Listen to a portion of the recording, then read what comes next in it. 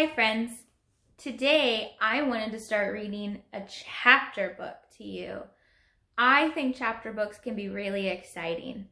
Chapter books are books that are written into sections called chapters. So you read for a little bit and then you can pause and come back to it, or you can keep on reading. These are long stories and I think they're really exciting. This one is one I really love. This is called Flat Stanley, His Original Adventure by Jeff Brown. I'm going to read just the first chapter in this video.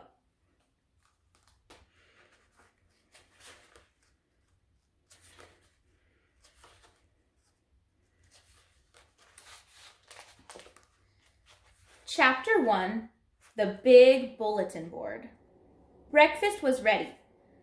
"I will go wake the boys," Mrs. Lambchop said to her husband, George Lambchop. Just then, their youngest son, Arthur, called from the bedroom he shared with his brother Stanley. "Hey, come and look, hey!" I think that's Arthur calling them. Mr. and Mrs. Lambchop were both very much in favor of politeness and careful speech. "Hay is for horses, Arthur, not people," Mr. Lambchop said as they entered the bedroom. "Try to remember that." "Excuse me," Arthur said, "but look!"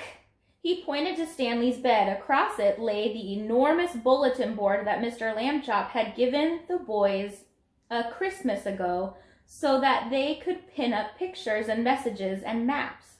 It had fallen during the night on top of Stanley, but Stanley was not hurt. In fact, he would still have been sleeping if he had not been woken by his brother's shout. "What's going on here?" he called out cheerfully from beneath the enormous board. Mr. and Mrs. Lambchop hurried to lift it from the bed. "Heavens!" said Mrs. Lambchop. "Gosh!" said Arthur. "Stanley's flat!"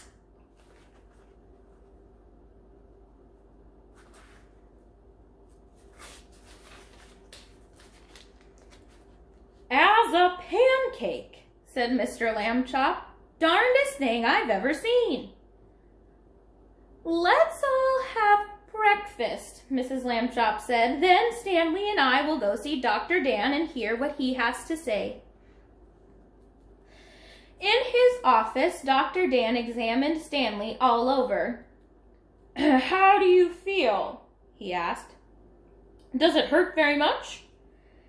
"I felt sort of tickly for a while after I got up," Stanley Lambchop said. "But I feel fine now." "Well, that's mostly how it is with these cases," said Dr. Dan. "We'll just have to keep an eye on this young fellow," he said when he had finished the examination. "Sometimes we doctors, despite all our years of training and experience, can only marvel at how little we really know."